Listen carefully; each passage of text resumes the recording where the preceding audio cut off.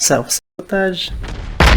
Why would I sabotage myself? Why would you sabotage yourself? Self-sabotage is what it sounds like. It happens when a person undermines his goal. Again, why would anyone do such a thing to themselves? Well, the thing about self-sabotage is that we don't do it on purpose. We do it without even realizing it. We do it out of habit. It's as if we're an autopilot and we just do it. There's a deeper psychological explanation about it, but that's not what this video is all about. If you're curious about that subject, I added a link in the description below where you can learn more about self-sabotage. Now let's talk about the 3 most common self-sabotaging habits that are affecting your finances even without being aware of them. By the way, there are many other habits that are affecting your finances, but in my experience, I find these 3 habits to be the most rabid. Number 1. You keep up with the Joneses. Do you have friends who go shopping every payday, or go on trips every weekend, or splurge on expensive trends? I know a lot of former colleagues who seem to have exciting adventures if you just look at their posts on social media. But in reality, they are broke. They have loans everywhere. While they haven't even finished paying off one debt, they apply for another loan just to keep up with the pressures of their friends' extravagant spending. Well, I tell you, if you have friends with bigger budgets than yours, it's okay to say pass. Pass. Pass. Pass. Pass. Pass. Pass. Pass. Pass. Pass. Pass. Pass. Pass. Pass. Yes, I do that a lot, and it's okay. It's better to be authentic than to pretend that you can afford extravagant spending and then end up being broke. Anyway, if they are real friends, they will surely understand. They won't mind if you skip a few trips every once in a while, especially if the main factor is budget. That is why it is very important to know your priorities, and that way you won't easily get affected by the pressures of social media or feeling the guilt of skipping an expensive trip. I know it's exciting to see pictures of adventures on social media, but remember that what you see on social media is not always what it is in real life. So I ask you, which do you prefer? To look rich on social media, or you become rich in real life? But it's up to you to choose, because that is your life. If you dream to become financially independent one day, then you have to train yourself to stop caring what everyone else thinks about you. It is your dream, and no one is going to make it happen for you but you. Just learn how to speak up, and don't be afraid to say no to invitations, especially those that would cost you money. Or maybe you can recommend cheaper activities for you and your friends. You will be surprised that some of your friends are just waiting for someone to speak up for themselves. Number 2. You pay others first. As soon as you get your income, you pay your rent, your phone bill, you buy nice things for yourself, you pamper yourself at the salon, you go out to dinner with friends and families. As soon as you have your money, you automatically think of spending it. Don't get me wrong, some of these are necessary expenditures like paying your rent. Many people do this. What usually happens is that a few days later, you are left with nothing to save. A common practice is to spend first, then save later. This is a very dangerous habit. And if you know that this is what you have been doing for so long, you better change this habit. How do you do that? As soon as you get your income, set aside a portion of it for your savings. You can save it or you can invest it. And finally, make sure to fit your lifestyle with the amount of money that's left. So, how much should you save? At a starting point, you can save at 20% of your income. But of course, it's only a guide, okay? It doesn't really matter how much,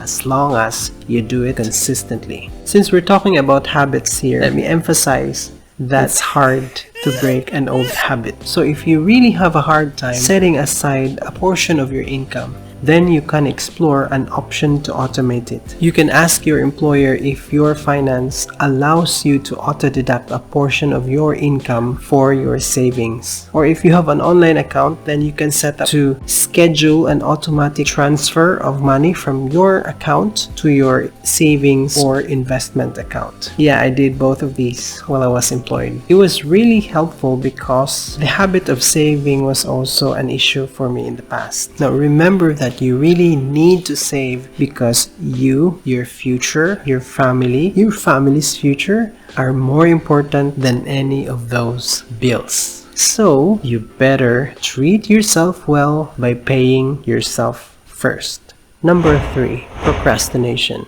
In general, procrastination is bad for you. It's bad for your life, it's bad for your relationship, it's bad for your finances. A common example is not starting to invest early on. Why? Because of so many reasons, or should I say excuses. You put off investing because you think you need a big money to start. Put off investing in the stock market because you think it is too risky. You have zero knowledge. Put off getting your own healthcare and insurance because you are still covered by your employer.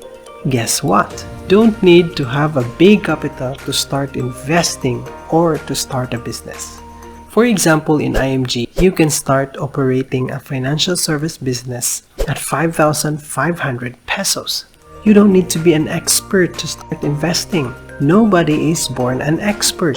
You just have to start and learn along the way. It's true that investments have risks, but what's riskier is relying all your future needs on your active income only.